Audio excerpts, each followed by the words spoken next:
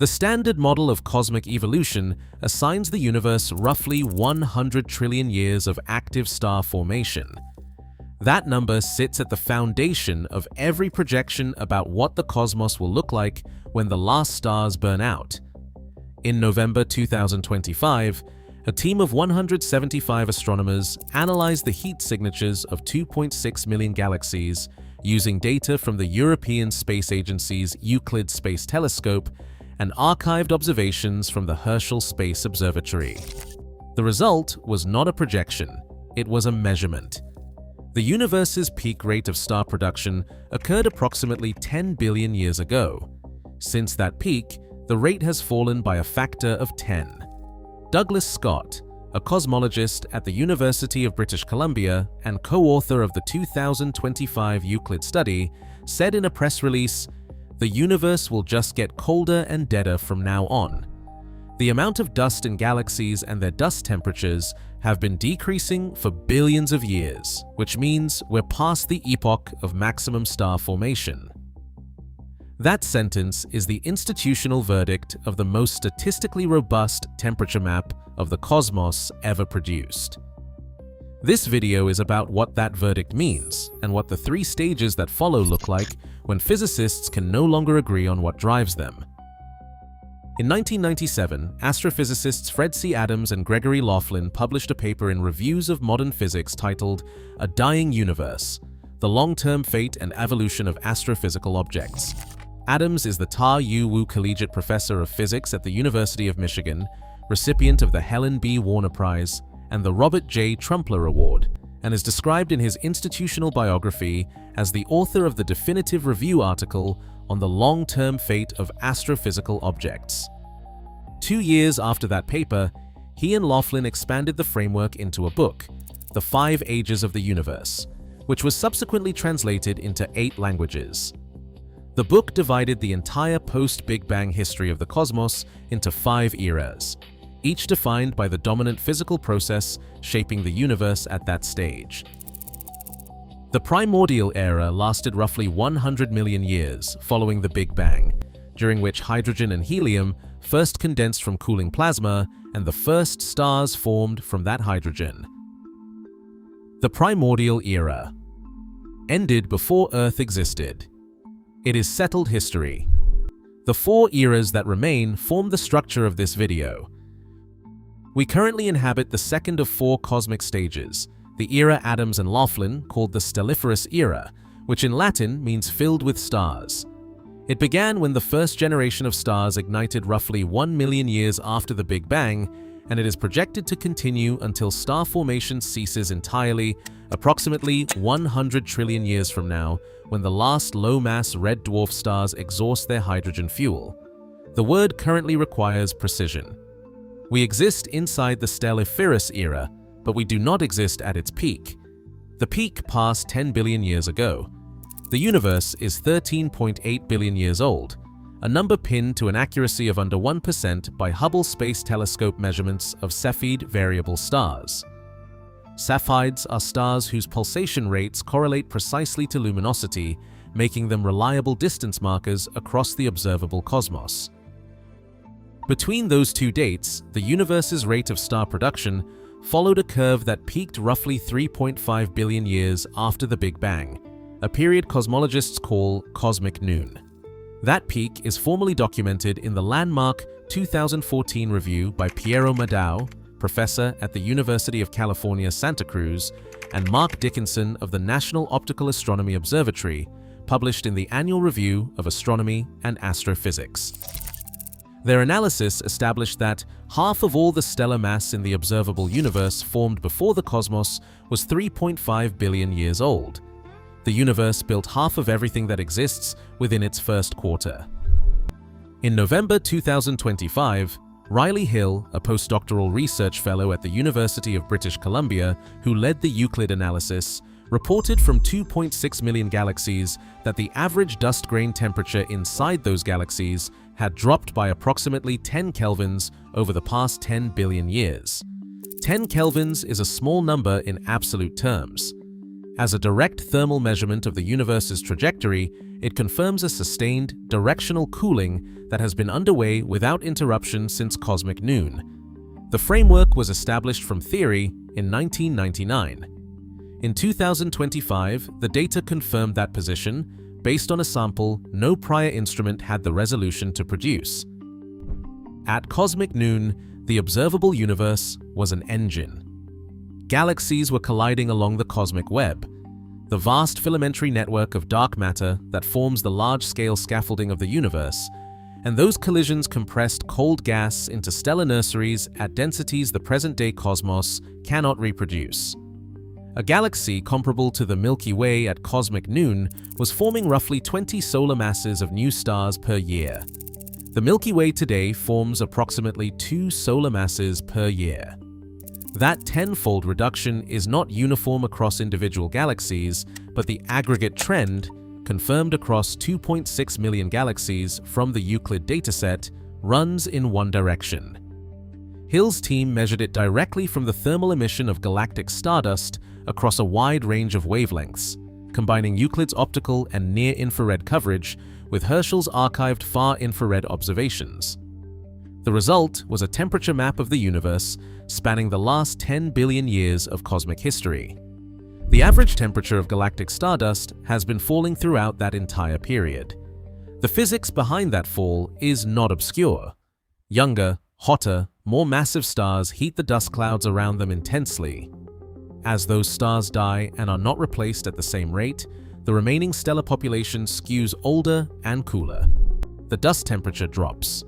The cold gas that would feed the next generation of star formation is being depleted and not replenished at the rate required to reverse the trend. Hill stated that Euclid's comprehensive coverage allows dust temperatures to be measured in a way you can't argue with. That is a methodological statement about sample size and spectral coverage, delivered in a formal press release from a European Space Agency collaboration. The second stage of the universe is not approaching its midpoint. It passed its productive midpoint 10 billion years ago, and the measurement taken in November 2025 confirms the descent has no floor in sight. There is a separate problem. It concerns not where we are inside the stelliferous era, but whether the map describing the 3 stages after it is accurate at all. The universe is expanding. The rate of that expansion is governed by a single quantity called the Hubble constant, a number that sets the age of the cosmos, the distance to every galaxy too far for direct measurement, and the long-term fate encoded in the 4-stage framework. Physicists measure it 2 ways. The first method uses observations of the cosmic microwave background, the faint thermal radiation left over from 380,000 years after the Big Bang, recorded by the European Space Agency's Planck satellite, and produces a Hubble constant of approximately 67.5 kilometers per second per megaparsec.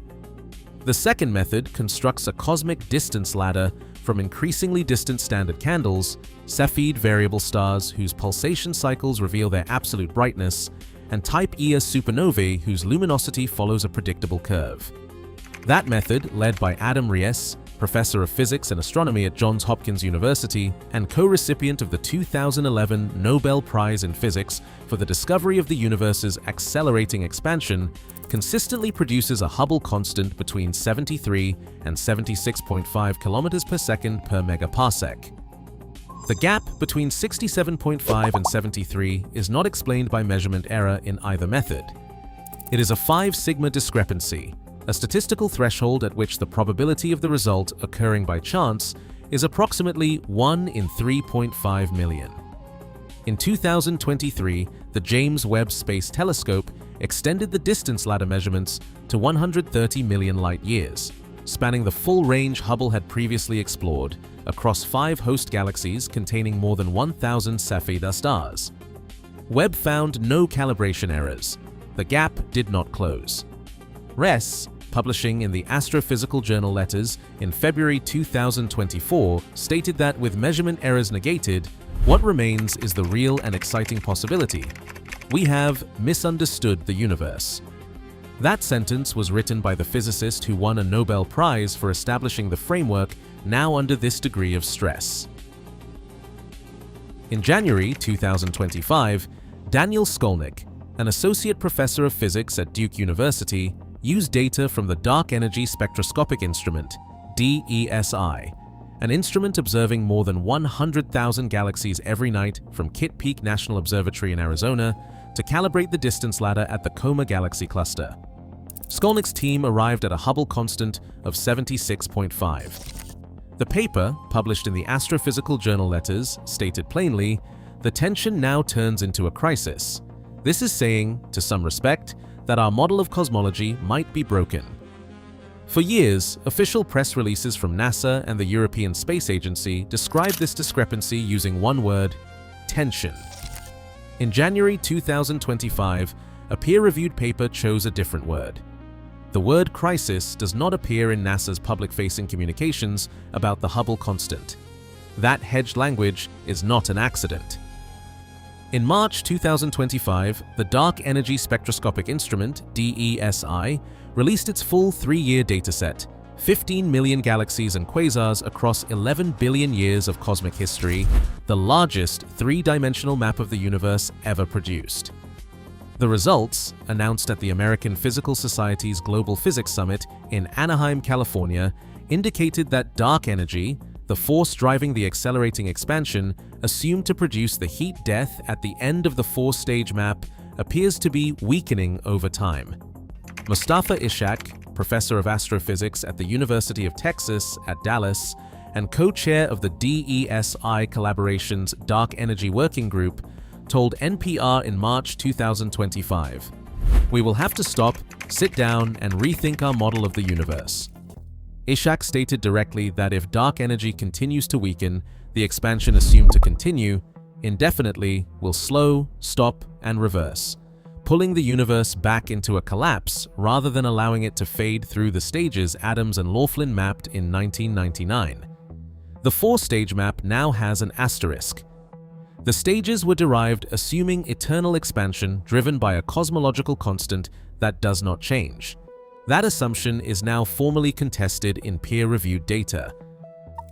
The 3 stages that follow the stelliferous era were not derived from speculation.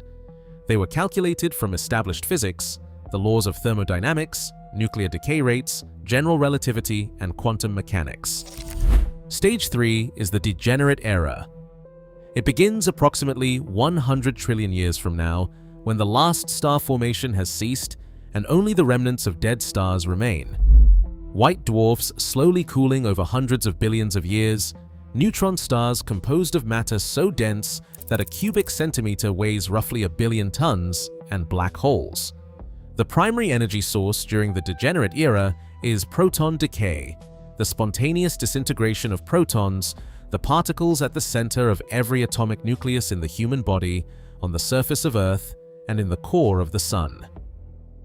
Grand unification. Theories in physics predict a proton half-life of approximately 10 to the 34th power years. No proton decay has ever been observed.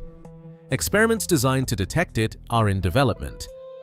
One way to feel the scale of what follows: if all of cosmic time from the Big Bang to the final evaporation of the last black hole were compressed into a single calendar year, the entirety of the stelliferous era, every star that has ever burned, the 4.5 billion years of Earth's history, and every second of recorded human civilization would occupy approximately 36 seconds. Stage 4 is the black hole era. It spans from roughly 10 to the 40th power years after the Big Bang to 10 to the 100th power years, a duration whose endpoint is 1 googol, a number with 100 zeros, the largest number in standard mathematics to carry a formal name. During this stage, black holes are the last surviving massive objects in the universe.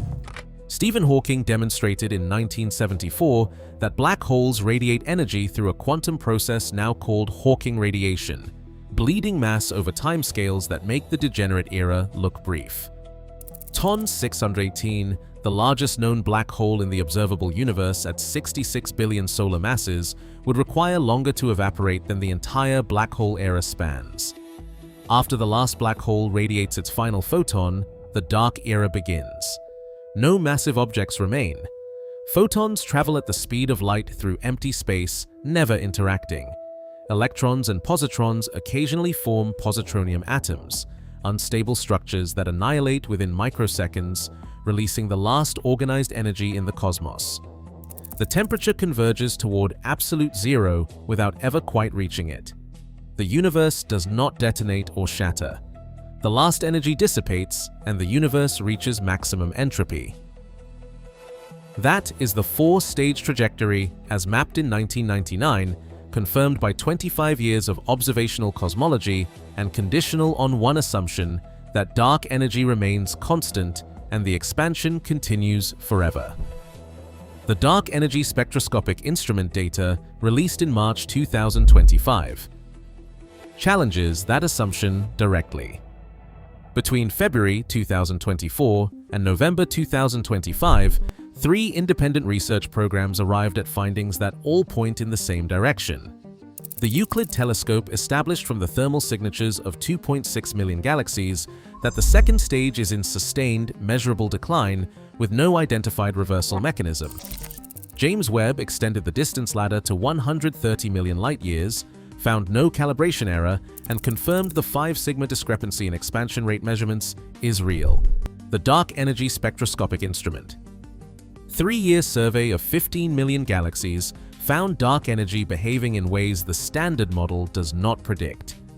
Adam Riess, the Nobel Prize-winning physicist who established the distance ladder, now confirmed by 2 independent telescopes, stated in 2024 that what remains after ruling out error is the real and exciting possibility we have misunderstood the universe. Daniel Scolnic stated in January 2025 that the tension now turns into a crisis and that our model of cosmology might be broken. Mustafa Ishak stated in March 2025 that cosmologists need to stop, sit down, and rethink our model of the universe. These are the researchers who led the instruments and published the papers that define current cosmological consensus. All 3 confirm the same position: a universe 10 billion years past its productive peak, in a declining second stage, with the standard model under its highest documented statistical stress. The verdict on our position is settled. The verdict on where the road ends is not. If the scientists who built these instruments are saying the model might be broken, what are we supposed to trust about the stages that follow?